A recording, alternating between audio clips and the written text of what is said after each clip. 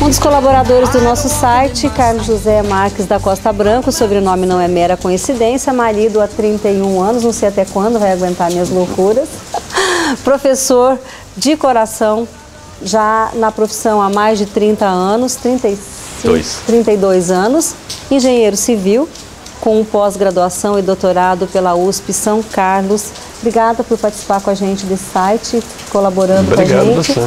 Mas, embora seja engenheiro civil, professor universitário, tua matéria não vai ser nada relacionada à geotecnia. Nada. Essa matéria é sobre música de uma forma geral. Tanto a música em si, mas especialmente as coisas que produzem a música e que a reproduzem, né? A parte de equipamentos, as técnicas. É uma coisa simples que as pessoas possam utilizar em casa para melhorar a audição, para poder, a qualidade de som. Para poder desfrutar de uma forma melhor. As pessoas se preocupam com isso? Acredito que não muito, não, né? Mas poderiam aproveitar muito mais com coisas simples. Não, na verdade, assim, talvez a grande maioria das pessoas ainda não conheça essa diferença. Por isso que é importante partilhar o conhecimento, né? E a partir disso as pessoas começam a ficar mais exigentes, começam a sentir a diferença. É provável. Uma das coisas que acontece é um som ruim, a pessoa cansa ao longo do tempo. E com um som mais agradável, ela, além de não cansar, ela consegue aproveitar realmente tudo aquilo que a música dispõe. A ideia é tentar recriar em casa, da melhor forma possível, aquilo que ocorre no local. É só isso, é só...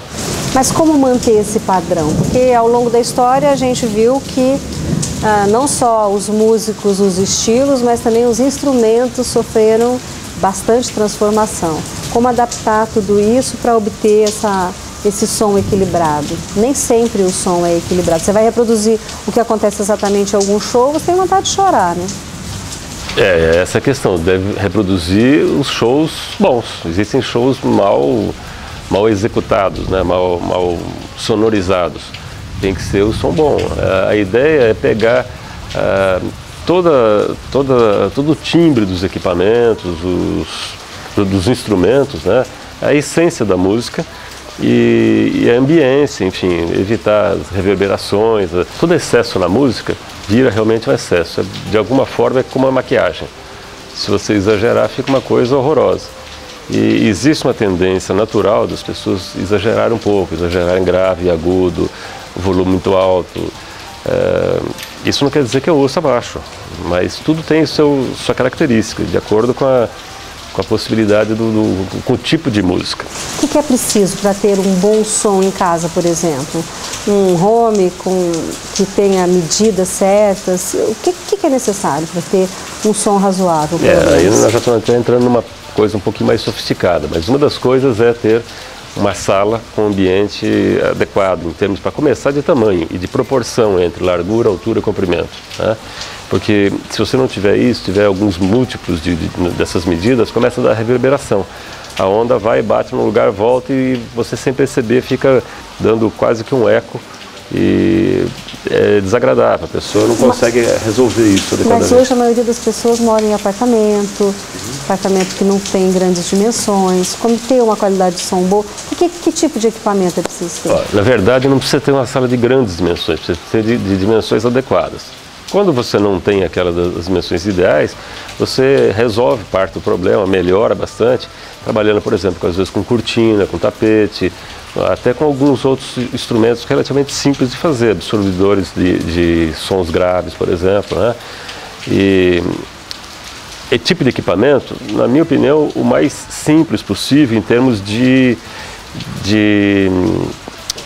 eletrônica, não simples de ser barato ou ser caro, não é isso. É que seja de eletrônica simples, aquilo que a gente chama de topologia eletrônica simples. O que eu gostaria, por exemplo, para mim, não fiz ainda, seria, por exemplo, um amplificador a válvula, que é um amplificador muito simples, né?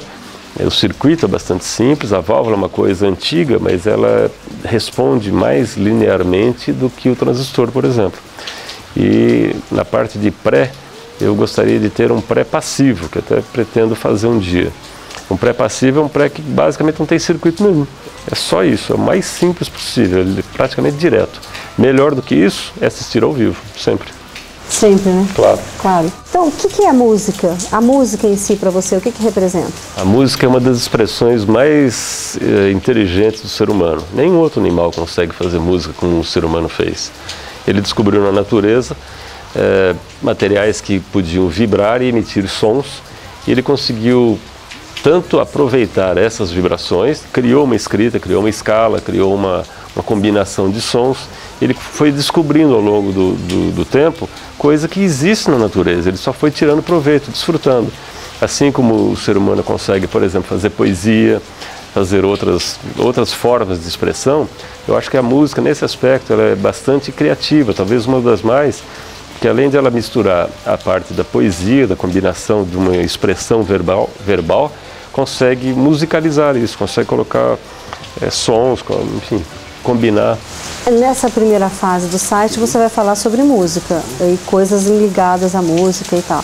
Mas você não vai falar só sobre isso, né? Você vai ser diversificado a sua coluna. Acho que não. Falar de alguma outra coisa. Mas eu, na verdade, não sei nem dizer exatamente o que. De acordo com a coisa mais ou menos livre, o humor. E o que está acontecendo no país também, no mundo. Pode ser. Ou nesse mundo interior. Talvez mais no mundo interior, é provável, no mundo em que a gente vive, né? Mundo contemporâneo. Obrigada mais uma vez por participar com a gente. Obrigado a você. Então você vai ter atualizações semanais do que você está escrevendo e a gente está esperando matéria. Tá bom, obrigado.